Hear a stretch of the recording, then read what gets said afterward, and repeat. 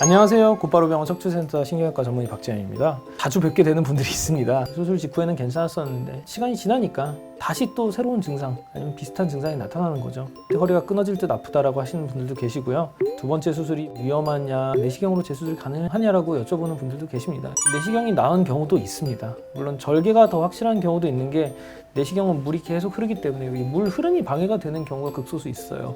그런 경우는 물 흐름을 차단을 해가지고 이제 여러 가지로 쭉 가라앉히고 수술해야 되는 경우들이 있긴 한데요. 그런 경우가 아니면은 오히려 이런 물의 흐름을 통해서 이제 조직을 더 확실하게 볼 수 있게 되는 장점이 있습니다. 그렇기 때문에 내시경이 확실하지 않다라는 말은 조금 틀린 비약이긴 합니다. 이제 내시경 재수술 가능한가요? 라는 질문으로 오늘 이야기를 좀 해보도록 하겠습니다.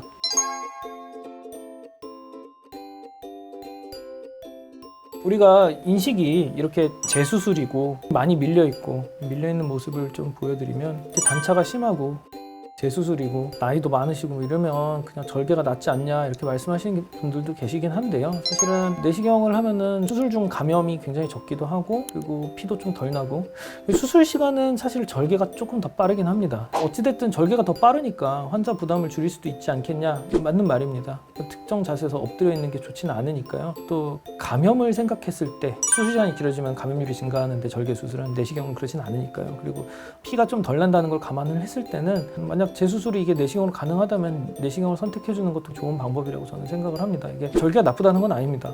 절개도 좋은 선택지지만 내시경도 하나의 괜찮은 선택지가 될 수 있다.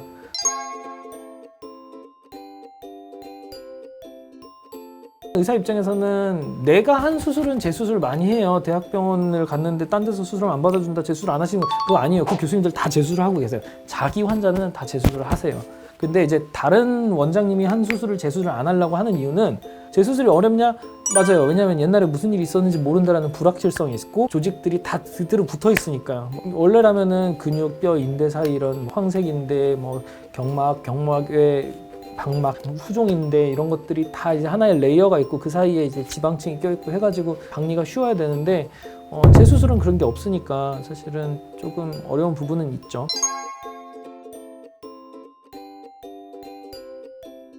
재수술이 많이 아프다라는 분들이 계시고요. 재수술을 안 아프게 하는 또 노하우들이 존재하긴 합니다. 예를 들어서 이제 수술을 한번 해서 생겨있는 그런 상처 조직 있잖아요. 상처 조직은 혈관 분포가 그렇게 막 적극적이지가 않아가지고 피가 오히려 덜 나는 부분도 있습니다. 그래서 회복이 더 빠른 사람들조차도 있습니다. 경험상. 네.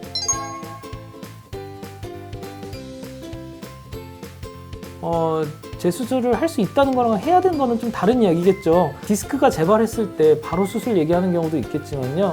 사실 유착 조직 때문에 약이 잘 전달이 안 되는 건 맞아요. 그렇지만은 디스크는 결국은 6주면은 80~90%가 알아서 좋아집니다. 디스크가 처음 터졌는데 난 옛날에 수술을 했는데 또 터졌어요. 아파요. 어떻게 해요? 물어보시는 경우가 있는데요. 그때도 답은 동일합니다. 보존 먼저 하시는 겁니다.